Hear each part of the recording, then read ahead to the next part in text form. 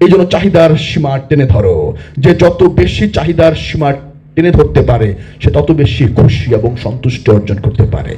এই কারণ তার অভাব বোধ তো সীমাহীন। এই সীমাহীন অভাব বোধকে পূরণ করতে গেলে চাহিদার সোপানকেও সীমাহীন যাত্রায় নিয়ে যেতে হবে। হবে না? Sky is your limit.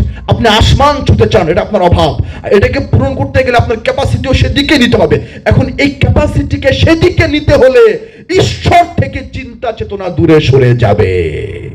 নিজের আত্মপরিচয় থেকে চিন্তা চেতনা দূরে সরে যেতে থাকবে।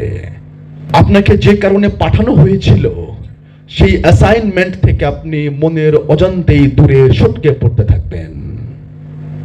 এ কারণেই আপন চাহিদাকে যে যত বেশি ছোট করতে পারে সে তত বেশি নিয়ন্ত্রিত এবং তার শক্তির অপচয় এবং অপব্যবহার ততই কম হবে এবং ওই শক্তি দিয়ে সে শুধুমাত্র নিজেকে তালাশ করবে।